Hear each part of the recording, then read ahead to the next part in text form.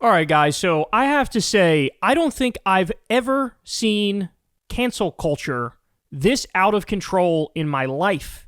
And all of it is coming from the right wing. All of it. The same people that were clutching their pearls and falling on their fainting couch and whining about cancel culture for the past 8 years. Now, all of a sudden, they are the biggest purveyors of cancel culture. So this is wild. Let me walk you through this here. So let's start with this. You have the vice president, J.D. Vance. He sat in for Charlie Kirk for his radio show. Now, that right off the bat is very weird that Charlie Kirk was, it's game, set, match on this point. Like, he was in a propaganda arm of the Republican Party and of the regime. That's what he was, which is why the vice president could just fill in and, the show is just like it would be on any normal day, right? So he fills in, and listen to what he says here. This is incredible. Now, our government, you heard me talk to Stephen Miller about this, will be working very hard to do exactly that in the months to come. We're not always going to get it right. We will sometimes move more slowly than you would like. We will sometimes move more slowly than I want us to. But I promise you that we will explore every option to bring real unity to our country and stop those who would kill their fellow Americans because they don't like what they say. But you have a role too. Civil society, Charlie understood this well, is not just something that flows from the government. It flows from each and every one of us. It flows from all of us. So when you see someone celebrating Charlie's murder, call them out. And hell, call their employer. We don't believe in political violence, but we do believe in civility. And there is no civility in the celebration of political assassination. Get involved, get involved, get involved. It's the best way to honor Charlie's legacy. So if somebody says something about Charlie you don't like, try to get them fired, try to take away their livelihood, try to force them to live in poverty. That's what he's saying. That's the point. Now, meanwhile, would he agree if somebody said something overtly racist? Would he agree with left-wingers calling the employer and trying to get that person fired for saying something overtly racist? No, we know that's not the case because that's what a lot of the anti-cancel culture stuff was about 4 or 5 years ago. It's all about like, hey, you might not like what this person says, but free speech, right? And like what? They should lose their job because they hurt your feelings? Like, fuck your feelings, snowflake. That was the whole idea. Now, all of a sudden, they do a complete 180 on that point. By the way, he also says other things in this podcast which are just not true, or at the very least, there's mixed evidence for it. So one of the things he says is people on the very liberal side support violence at a higher rate than people on the very conservative side. Here's a poll that says literally the exact opposite. For people who have a favorable view of Trump, 20% are okay with political violence. For people who have an unfavorable view of Trump, 10% are okay with political violence. So it's double for people who are far right support political violence compared to people who are far left. All right, but I still got so much more to get to. So here's Pam Bondi. She was doing, get this, she was doing the podcast of Stephen Miller's wife. Apparently Stephen Miller's wife has a podcast as her husband Goebbels rounds up all the undesirables around the country and shoves them into concentration camps. And Pam Bondi comes on and listen to what she says here. This is really incredible. There's free speech and then there's hate speech. And there is no place, especially now, especially after what happened to Charlie, in our society. Do you see more law enforcement going after these groups who are using hate speech and putting cuffs on people? By the way, yes, you're seeing that correctly. Stephen Miller's wife has brown skin as he rounds up brown people all across this country, even legal ones, even ones here on green cards or visas, rounding them all up, don't care about their legal status, but his wife has brown skin. So we show them that some action is better than no action. We will absolutely target you, go after you, if you are targeting anyone with hate speech, anything. And that's across the aisle. This is so incredible for so many reasons, but the biggest one being, this has been like a rallying cry of the right for so long that there is no such thing as hate speech in this country. That because of the First Amendment, because we believe in free speech, there is no such thing as hate speech. In fact, who recognized that more than anybody? A guy by the name of Charlie Kirk. He said, hate speech does not exist legally in America. There's ugly speech, there's gross speech, there's evil speech, and all of it is protected by the First Amendment. Keep America free. She said the exact opposite. Guys, they are copying and pasting some of the arguments used by the wokest of the woke people that they claim to despise 7 seconds ago. But the fact of the matter is, they like the wokeness, they like the censorship, they like the cancel culture as long as they get to be the ones doing the censoring and doing the canceling. That's the point. They believe in nothing in terms of principles. All they believe in it's power. We're the good guys. They're the bad guys. Whatever we do is okay. Whatever they do is bad. And we're going to ruin their lives for not being with us. That's the point. That's what we're witnessing. But by the way, just as a factual point of case law in this country, yes, there is no such thing as hate speech. There is no such... Now, she then goes on to move the goalpost and say, no, I'm talking about like hate speech as in direct threats of violence. Well, that's not hate speech. That's not hate speech. Yes, you are allowed. It is legal. It is completely legal and allowed. If somebody dies or somebody was killed and you don't like them, you're allowed to say mean things. Of course, that's not against the law. And that shouldn't even be grounds for firing. But now we've had this fucking tidal wave of people getting fired, losing their jobs. One person in Texas got arrested for mocking Charlie Kirk. They never believed in free speech. It was all fake. It was all fake. I sincerely and utterly don't know how anybody can look at the right and find them politically appealing when every single principle they claim to have, they throw out the window on a whim at a moment's notice. Just like, oh, small government, small government, small government. Really? You motherfuckers explode the debt and the deficit way more than any Democrat does. Way more. Free speech, anti-cancel culture. Now all of a sudden, they love cancel culture. They hate free speech. So there's not a single thing they won't flip on because at the end of the day, again, I need you to understand this. All they care about is power. All of their decision-making stems from, we're the good guys, you're the bad guys, fuck you, and we're right about everything no matter what. So Ted Cruz says, political violence is a problem that is heavily concentrated on the left. I'm Ted Cruz, When you define your opponent as fascist, you're creating a permission structure for violence as a response. Oh, are you?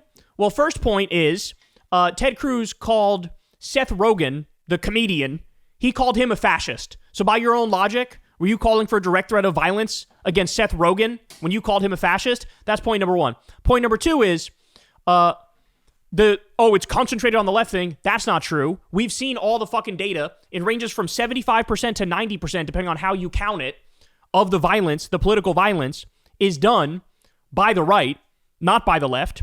And then, third of all, look at this. Here's Trump talking about or calling his political opponents fascist. By your own logic, he's doing something illegal, he's doing something bad, he's doing something wrong, he's doing something that you should condemn. But of course Ted Cruz doesn't condemn it because he loves it when Trump does it because he loves Trump. American politics today is between these far-left fascists led by Harris and her group. We have a fascist person running who's incompetent. She's a Marxist, communist, fascist, socialist. She's not actually a socialist. She's gone past that. Somebody's got to explain this woman. There's a radical left Marxist, communist, fascist. So just understand, they don't mean the words they say. He just feels like, I can attack you and bring up, you're all of these bad, scary sounding words that I just said. And in his mind, it's okay when I say it. It's not okay when you say it. When you say it, you are, quote, when you define your opponent as a fascist, you're creating a permission structure for violence as a response. Is that what Trump did here? By the way, the most offensive part of all of this is like when Trump says this about Kamala or Democrats, he's just lying. He's just wrong. When Democrats, liberals, and leftists call people on the right fascists, I'm sorry. At this point, it is just factually true. You fit the definition. If it walks like a duck and talks like a duck, it's a duck. Now, if you want to talk about a poor track record with insightful language, let's call it. Well, here's just some of Trump's relevant history. Trump last year mused about the prospect of Liz Cheney being fired upon. He once suggested Second Amendment people might be able to prevent Hillary Clinton from being able to pick judges.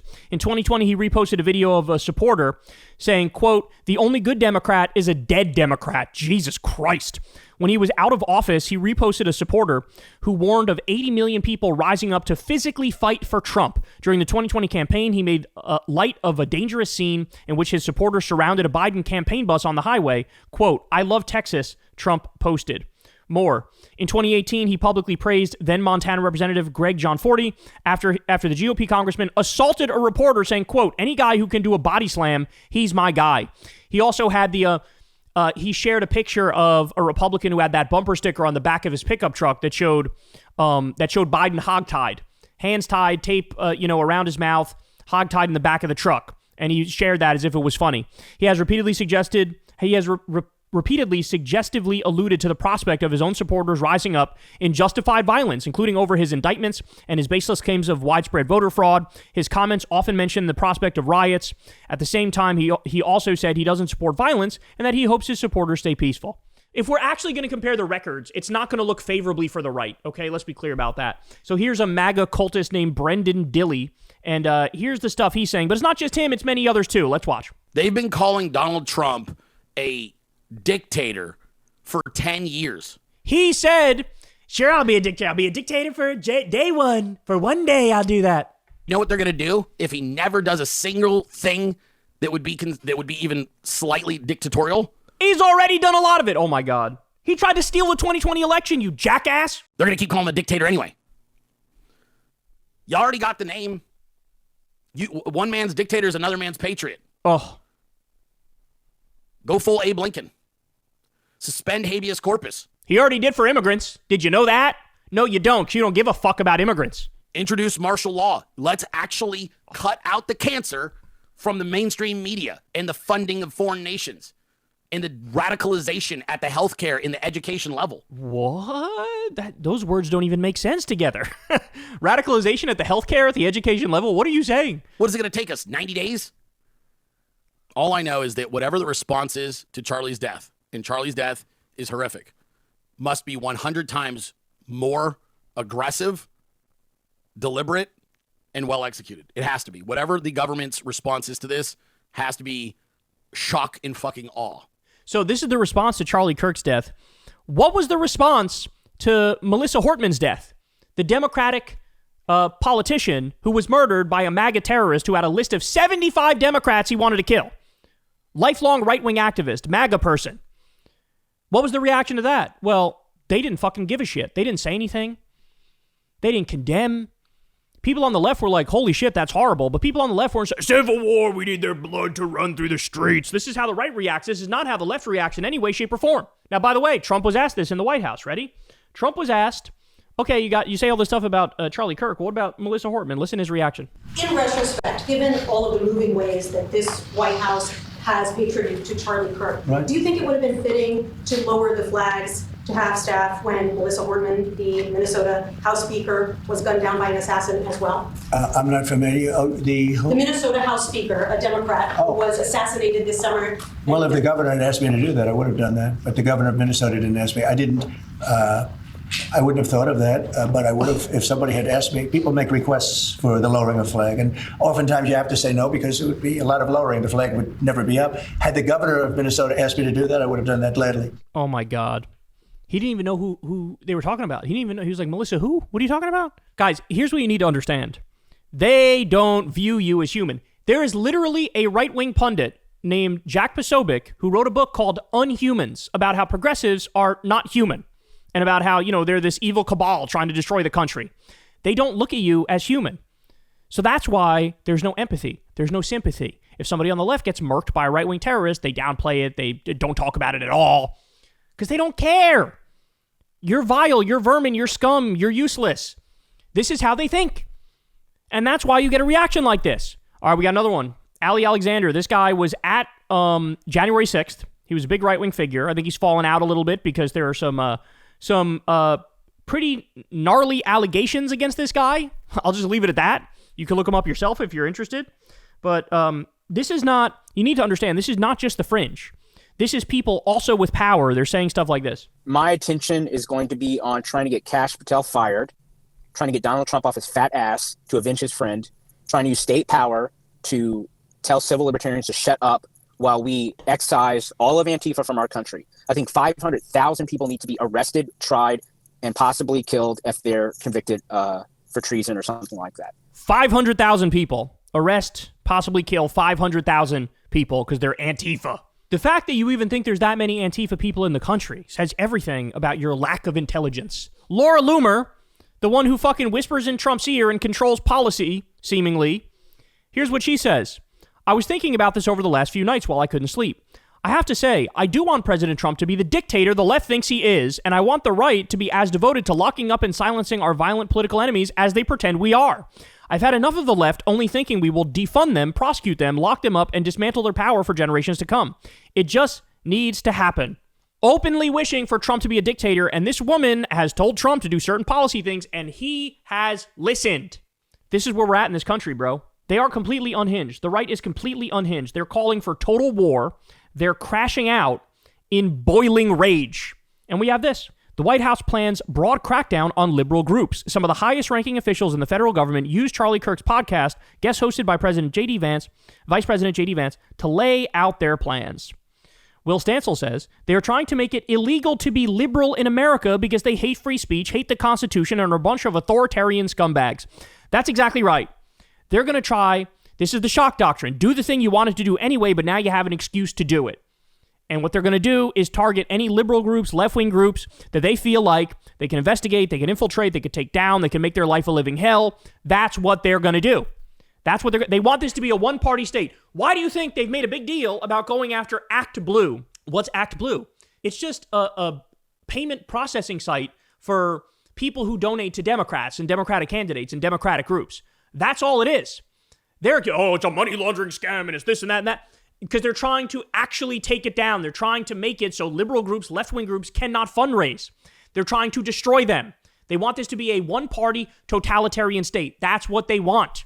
Trump files defamation and libel lawsuit against the New York Times. President accuses the newspaper and its reporters of defaming him in a book, and 3 articles, he says, were false and defamatory. So why is he doing this? 1, intimidate media outlets. 2, create cover for media harassment at all levels. 3, permanently overturn New York Times versus Sullivan, which backs modern press freedoms.